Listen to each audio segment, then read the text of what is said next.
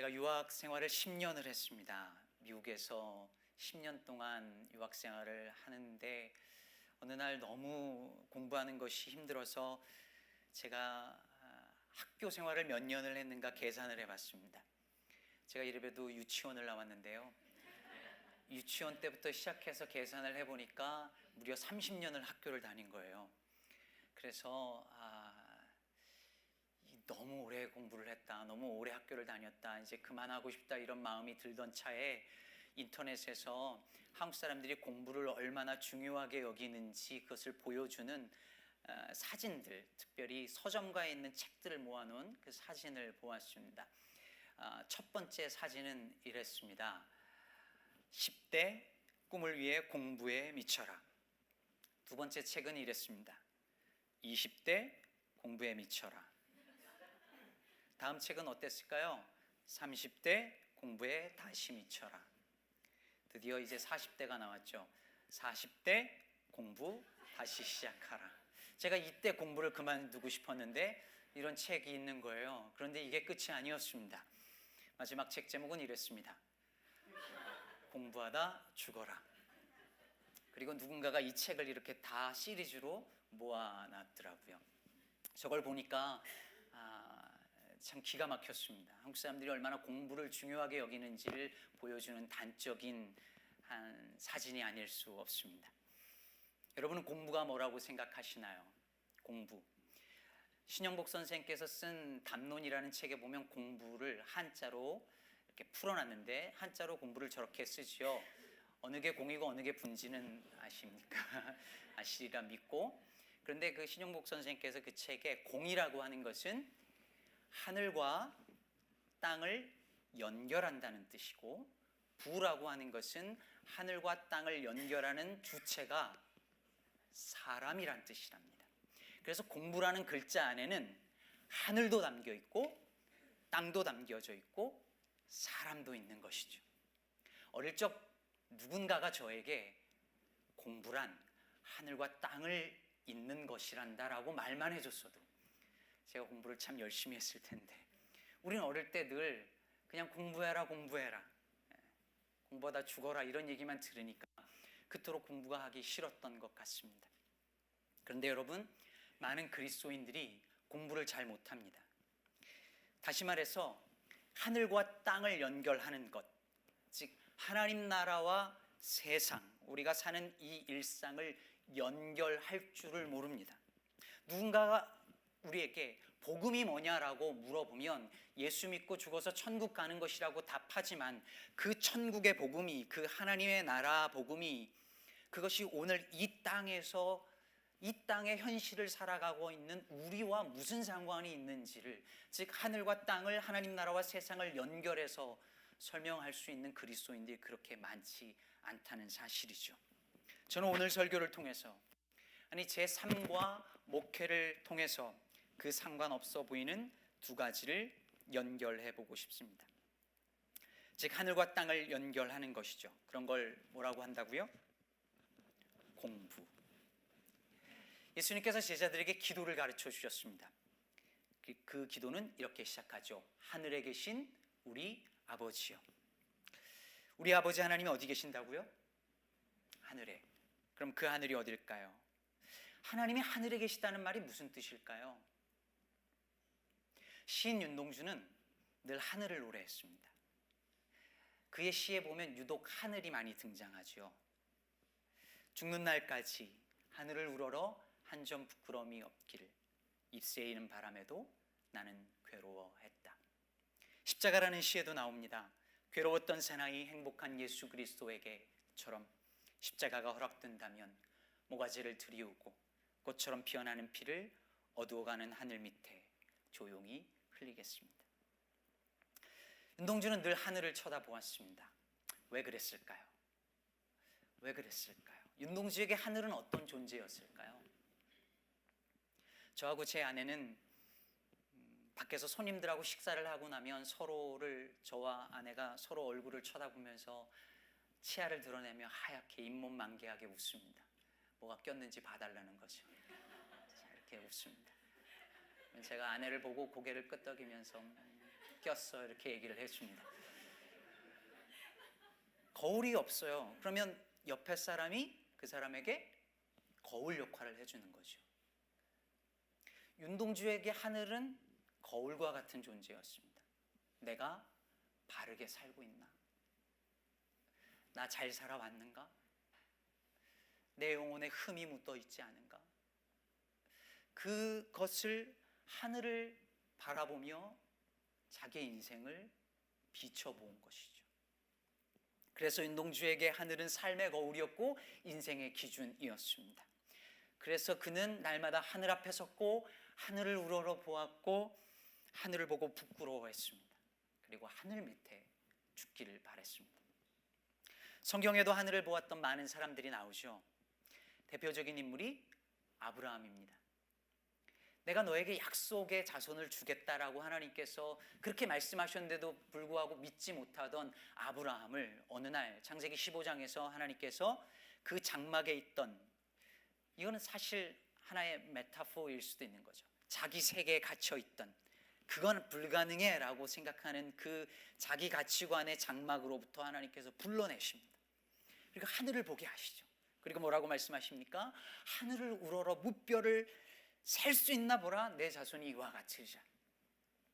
그로부터 아브라함은 하늘을 볼 때마다 자손을 별처럼 많게 해주시겠다고 하는 하나님의 약속을 떠올렸을 것입니다. 땅의 현실이 그를 배신할 때마다 하늘을 보며 하나님의 약속을 다시 기억해냈을 것입니다. 광야를 걷고 있었던 이스라엘 백성들도 마찬가지였어요. 광야를 걷고 있는 그들에게 하늘은 만나가 내려오는 장소였죠. 나를 먹여 살리는 그것이 땅으로부터 나오는 것이 아니라 하늘에서 내려왔습니다. 그것을 보았던, 그것을 경험했던, 그것을 맛보았던 그들은 가나안 땅에 들어가서도 최선을 다해서 땅을 일구고 씨를 심고 열매를 거두면서도 하늘을 의지했어요. 빛이 비추고 이른 비와 늦은 비가 때에 맞춰서 내려주지 않으면 먹고 살 수 없다는 것을 그들은 늘 알았기 때문에 하늘을 의지했습니다. 그런데 오늘날 현대인들에게 이런 하늘은 필요 없어 보입니다. 먹고 사는 문제가 내 손에 달려 있다고 믿는 사람들, 하늘에 달려 있다고 믿지 않는 사람들은 하늘을 바라보고 기대하지 않습니다. 좋은 학교 나오고 좋은 직장 나와서 돈 많이 벌면, 열심히 일해서 돈 벌면 그것으로 내 가족 먹여 살린다라고, 내가 책임진다고, 내 아이들 내가 열심히 노력하면 잘 살릴 수 있다라고 믿는 그들은 하늘을 바라보지 않습니다. 반면에 가난한 사람들은 하늘을 봅니다.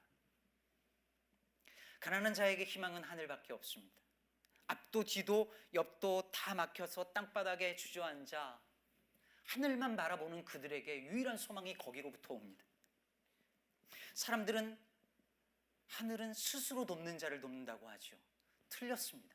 하늘은 스스로 도울 수 없는 자를 돕습니다. 그래서 스스로의 힘으로 아무것도 할 수 없는 그들에게 유일한 희망은 하늘 아버지에게 있는 것입니다. 그렇다면 하늘이 어딜까요? 저기 위일까요? 하늘은 하나님이 계신 곳이죠. 그래서 예수님께서도 하늘에 계신 우리 아버지여라고 기도하셨습니다. 그런데 여러분, 우리가 알다시피 하늘이 하나님을 하나님 되게 하는 것이 아니라 하나님이 하늘을 하늘 되게 하십니다. 그래서 마틴 루터는 예수님이 지옥에 계시다면 나는 지옥을 선택하겠다라고 한 것이죠. 예수님이 천국이어서 예수님이 계신 것이 아니라 예수님이 계셔서 거기가 천국인 것입니다.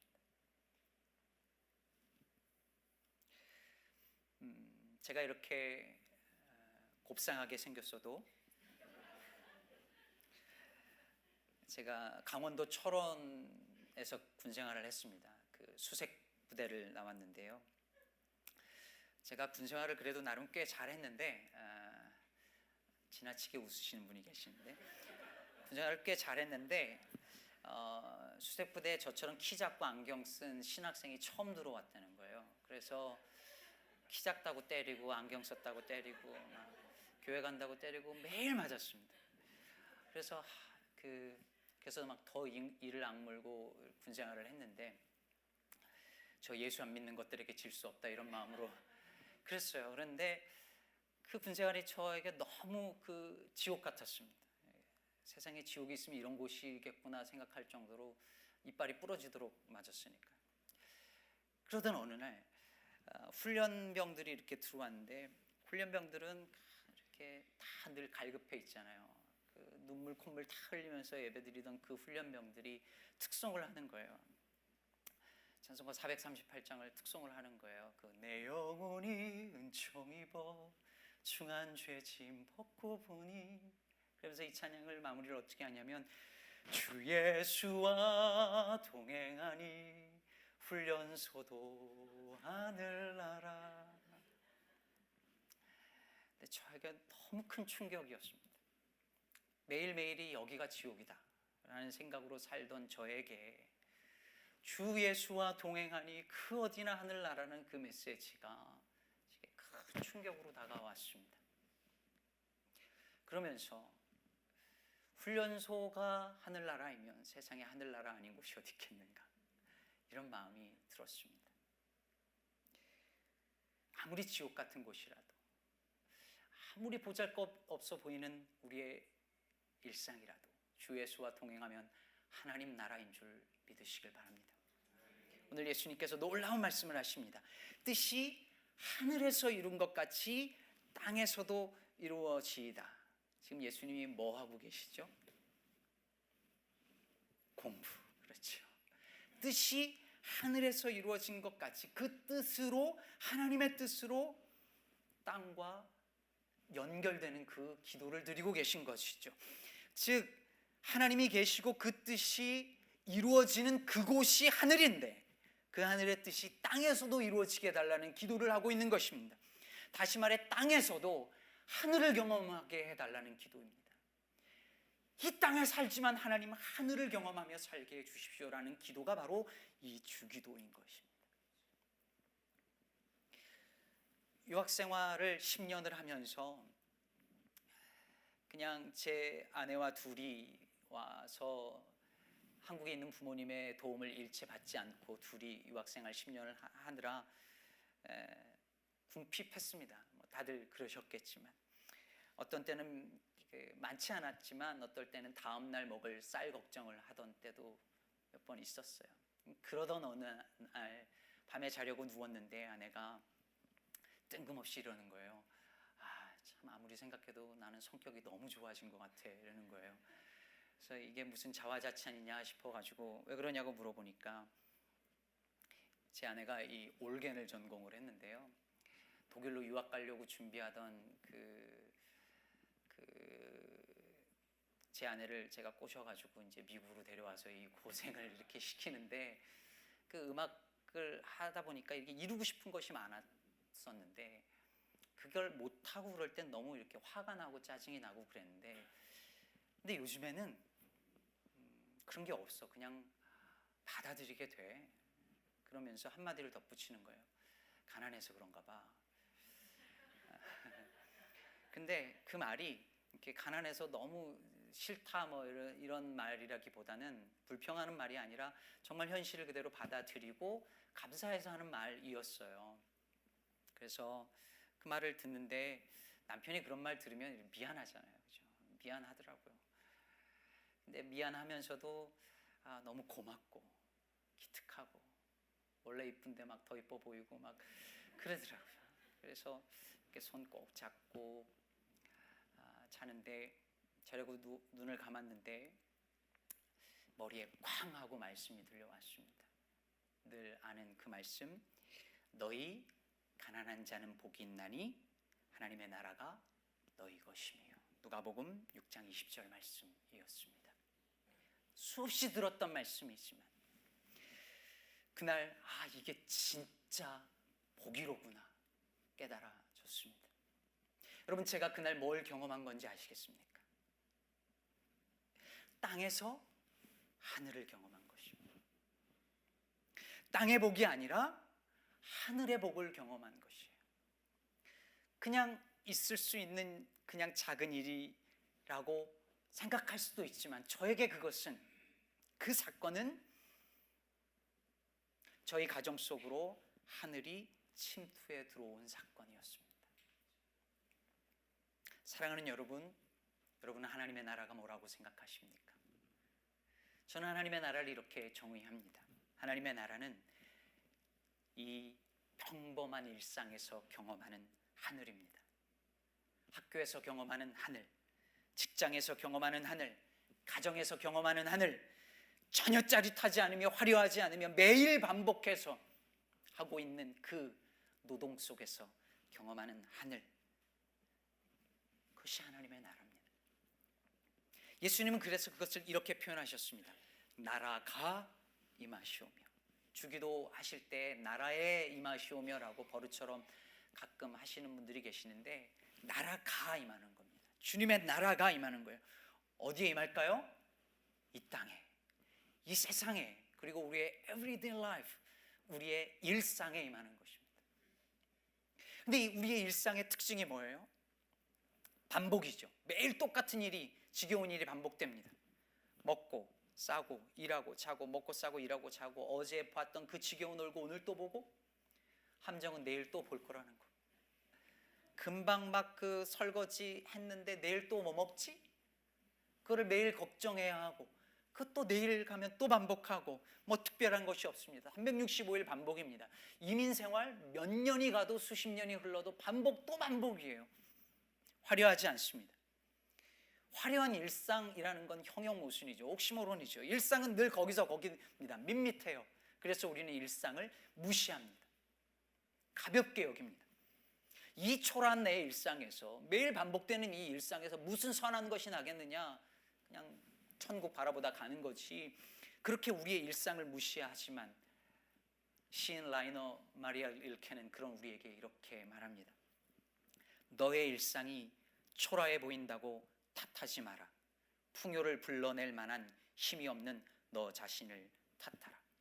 여러분, 일상이 초라한 것이 아닙니다.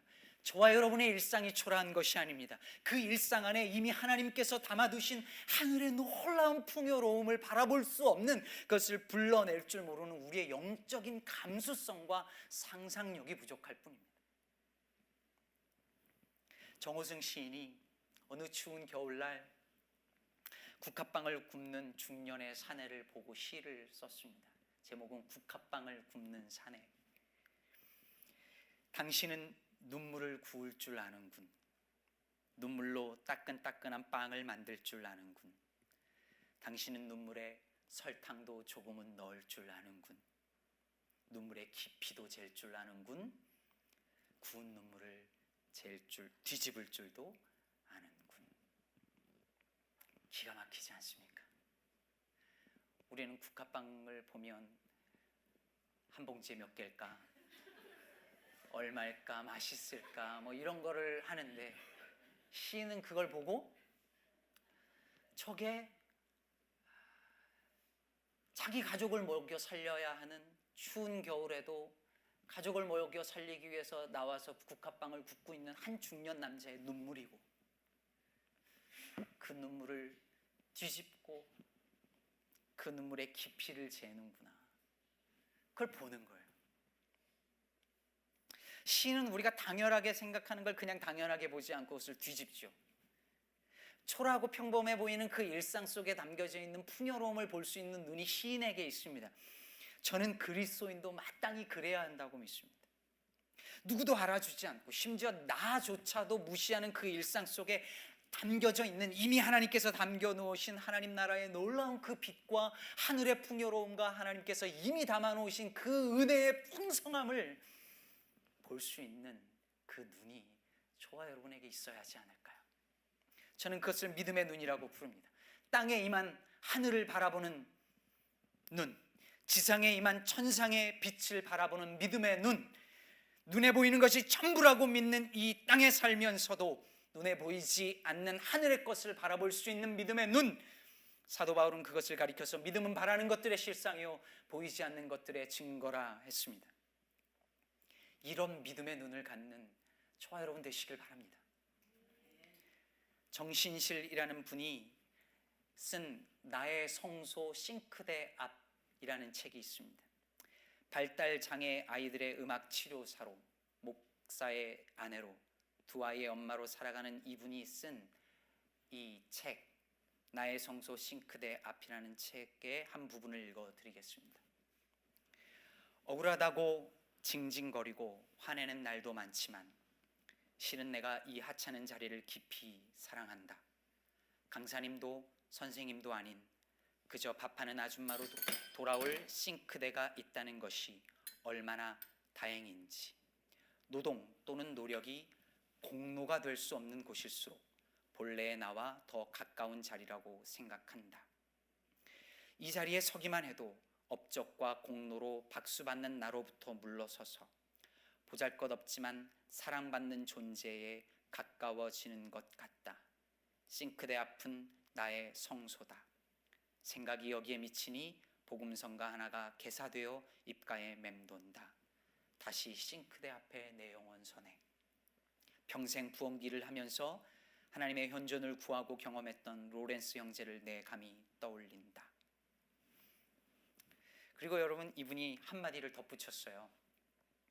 이 거룩한 자리를 누려보지 못하는 수많은 남성을 생각하며 잠시 연민의 묵념을 드린다.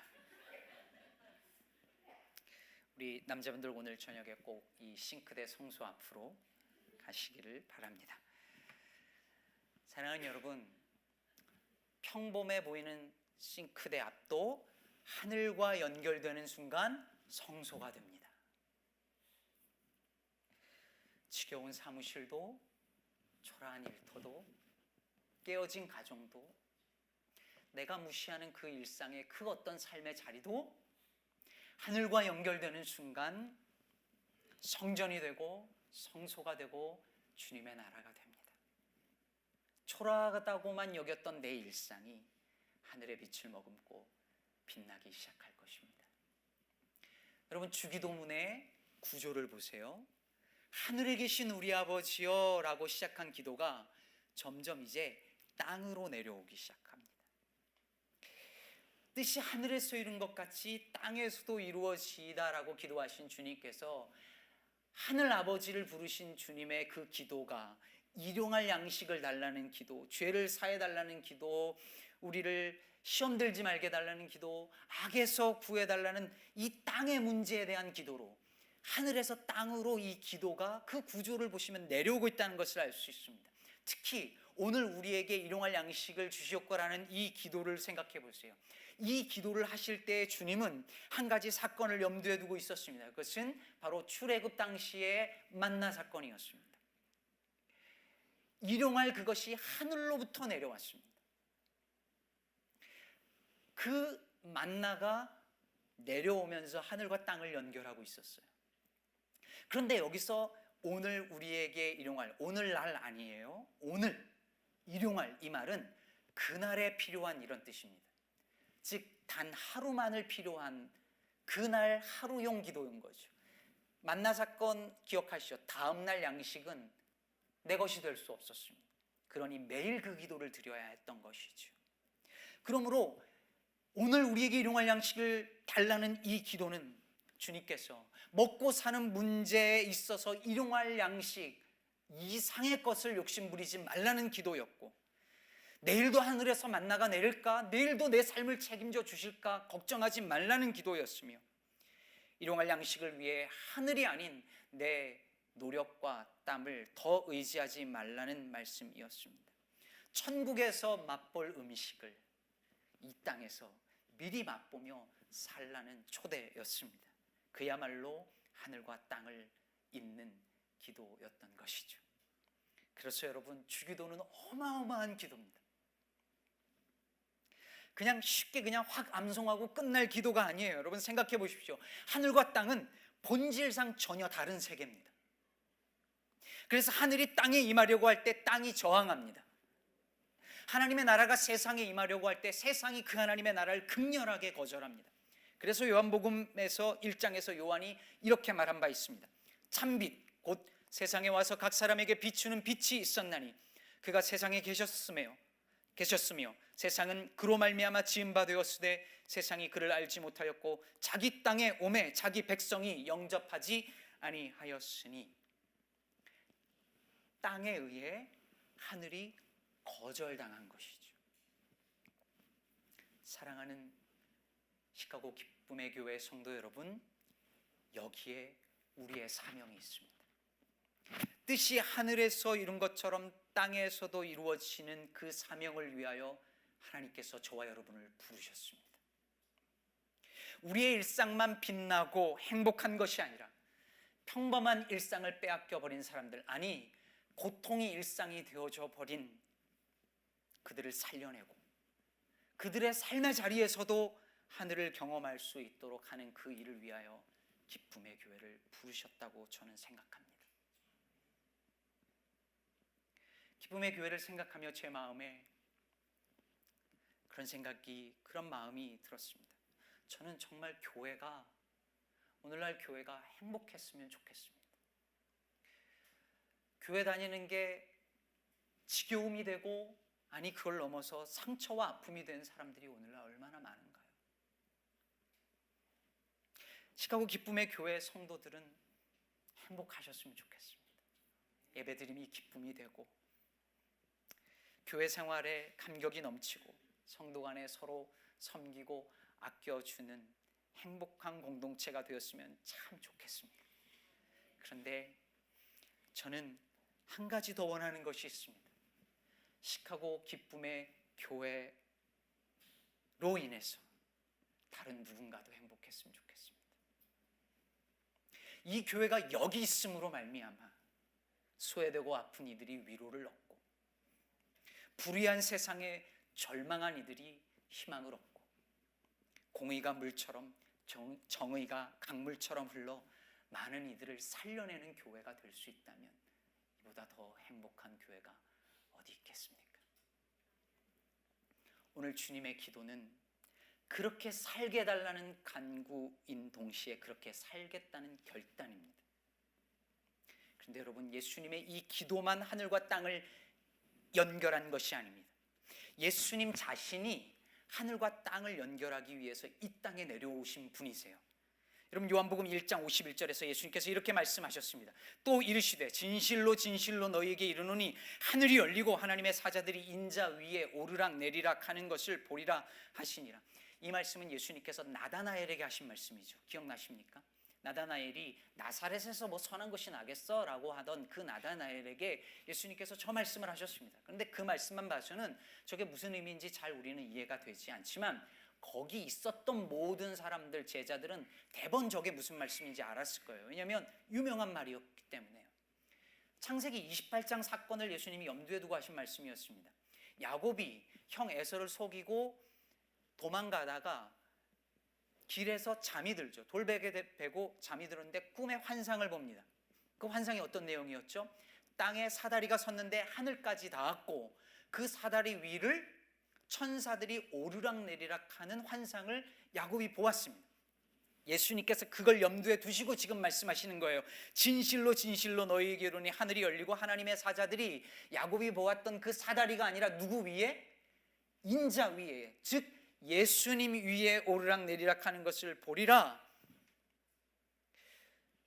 즉 하늘과 땅을 연결하는 사다리가 누가 되시는 거예요? 예수 그리스도. 예수님께서 하늘과 땅을 연결하기 위하여 이 땅에 내려오셨습니다. 우리의 죄로 말미암아 하나님과 우리의 사이가 단절되고 하늘과 땅이 끊겨버렸는데, 하늘의 뜻이 하늘에서 이루어진 것처럼 땅에서도 이루어지지 못하는 이 현실을 주께서 보시고 친히 육신을 입고 이 땅에 내려오셔서 그 하늘과 땅을 연결하는 사다리, 즉 십자가를 통하여서 우리로 하여금 주 하나님 아버지께 담대하게 나가게 하시고 하나님이 우리에게 그 많은 은혜를 부어주시는 그 일을 위하여 예수께서 이 땅에 오셨습니다. 그리고 사랑하는 여러분, 그 일을 저와 여러분에게도 맡기셨습니다. 나라가 이 땅에, 이 세상에, 우리의 일상에 임하며 하늘과 땅이 연결되어지는 그 일을 위하여 저희를 부르신 줄로 믿으시길 바랍니다. 일부 예배 때는 미국 교회 예배 시간이 있어서 그냥 다 하지 못한 한 가지 제 간증을 하고 맺으려고 합니다. 제가 고등학교 때 예전에 한국에서 야간 자율학습 이런 게 있었잖아요. 야간 자율학습을 하고도 교회가 바로 학교 앞에 있어서 달려가서 이제 친구들과 모여서 더 공부한다고 말을 하고 이제 놀고 이랬었는데 저녁에 뭐 늦게까지 있고 그랬어요. 근데 그날 새벽까지도 교회에서 기도하고 공부하고 뭐 이러던 시절이었는데 새벽 12시인지 1시인지 이렇게 밖에 나와서 교회 문 앞에서 바람을 쐬고 있었습니다. 하늘 보고 바람 쐬고 이렇게 있었는데 어디서 어떤 누님들의 노래가 들려왔습니다. 울릉도 동남쪽 백길 따라 이러면서 교회 앞으로 두 누님들이 지나가는데 누군지 대번 알겠더라고요. 왜냐하면 얼마 전에 저희 교회 옆에 어떤 술집 여인들이 왔다는 그런 얘기를 들은 바 있었거든요.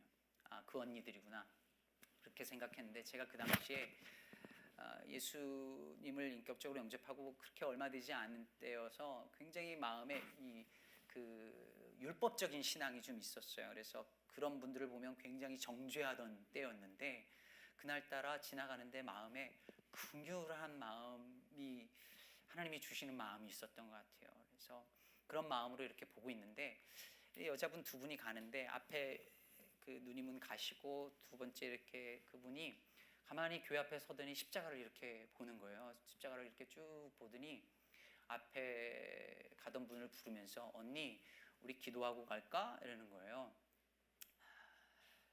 근데 제 마음이 두근두근하면서 들어와요 기도하고 가요 막 이런 마음이 드는 거예요. 근데 이제 말은 못하고 막 이러는데 그 앞에 가던 그분이 뒤를 보면서 미친년 이러고 그냥 가는 거예요. 그래서 너무 마음에 실망이 들어가지고 어떡하지 막 이러는데 그 앞에 있던 그분이 저한테 이렇게 오시는 거예요. 술 냄새가 나죠. 이렇게 딱 오더니 저한테 기도실이 어디예요? 그러는 거예요. 너무 반가워가지고 기도실로 이렇게 인도를 해드렸어요. 그랬더니 그 미친년 하시던 누님도 이렇게 따라오시더라고요. 그래서 기도실로 인도했는데 옛날에 한국에서 신앙생활 하신 분들 아시죠? 이렇게 지하 기도실 마루 이렇게 딱 있고 딱 들어가면 가운데 십자가만 딱 빛이 나고 마루 바닥에 방석이 탁 깔려 있고 늘 우리 어르신들 그 방석 위에서 울면서 기도해서 막 다 이렇게 방석도 얼룩진 그런 기도실에 딱 안내를 해드리고 문 밖에서 궁금한 거예요. 진짜 기도를 하는 건가? 다 토해놓은 건 아닌가?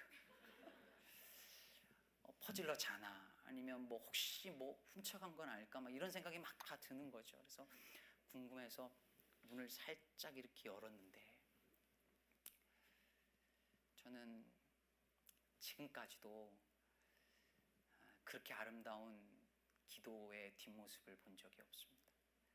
두 여인이 그 어둠 속에서 무릎을 꿇고 어깨가 들썩들썩 흐느끼면서 진짜 기도를 하고 있더라고요. 그래서 뒤에서 그 두 분을 위해서 기도하고 기도가 다 끝난 다음에 찾아가서 누님들 우리 교회 나오시죠? 이랬어요. 근데 그분들이 평생 잊을 수 없는 말을 하더라고요. 저희가 교회에 오면 어른들이 싫어해요. 근데 그 말을 듣고 아니에요 라고 말을 못 하겠는 거예요. 그 말이 맞을 것 같은 거예요. 우리 교회 어른들이 좋아하실까 생각이 드니까 안 그럴 것 같은 마음이 들면서 아니에요 라는 말을 못했어요. 그리고 오래도록 신학을 하기로 마음을 먹으면서 오래도록 생각을 했습니다.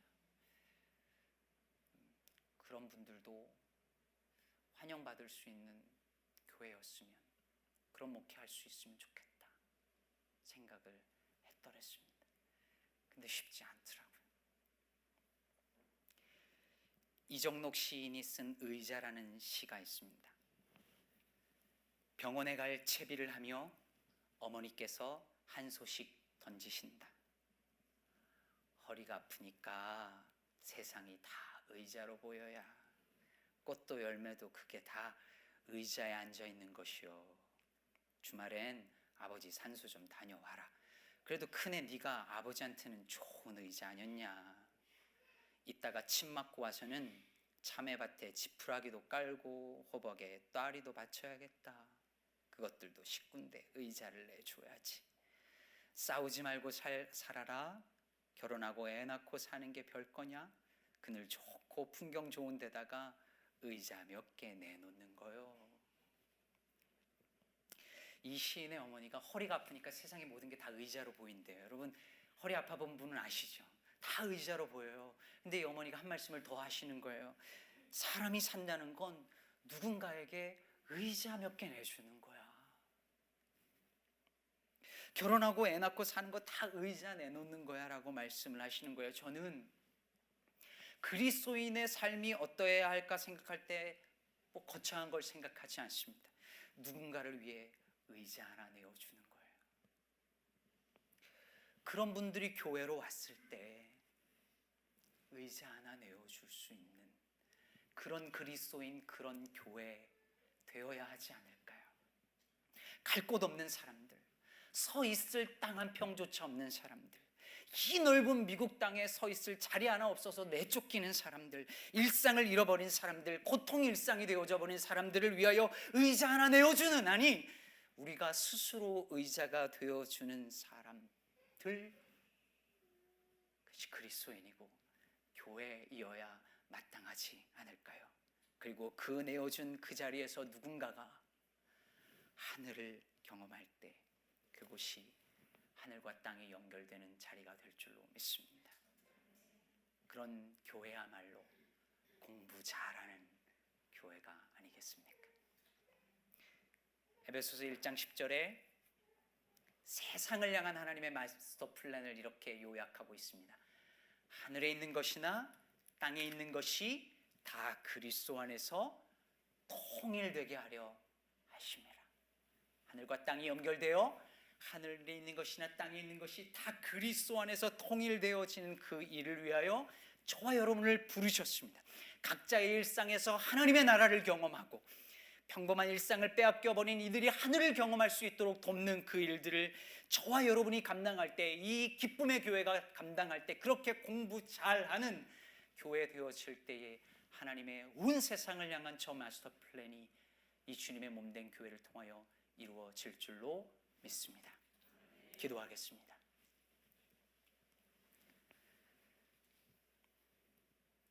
살아계신 하나님, 하늘과 땅이 죄로 인하여 끊겨버리고 하나님의 나라와 세상이 우리의 범죄로 말미암아 멀어지는 이때에 뜻이 하늘에서 이루어진 것 같이 땅에서도 이루어지는 그 일을 위하여 십자가로 하늘과 땅을 연결하시기 위하여 이 땅에 오신 우리 주 예수 그리스도를 믿게 하시니 감사합니다. 그 예수님의 십자가가 아니었으면 어찌 아버지 하나님 품에 안기는 기쁨을 알겠으며 어찌 하늘의 뜻을 받들어 살고자 하는 마음을 가질 수 있겠습니까? 주님 도와주셔서 평범하고 초라한 일상에서도 하늘을 경험하여 빛나는 성소를 매일매일 체험케 하여 주시고 평범한 일상도 빼앗겨버린 채 살아가고 있는 그 고통이 일상이 되어버린 이들을 위하여 의자가 되어지는 삶, 우리를 위하여 하늘의 의자를 내어주신 예수 그리스도를 따라가는 삶 살아내는 우리 모두들, 시카고 기쁨의 교회 온 성도들 될 수 있도록 도와주옵소서. 감사하며 축복하며 우리의 의자가 되어주신 예수님의 이름으로 기도하옵나이다.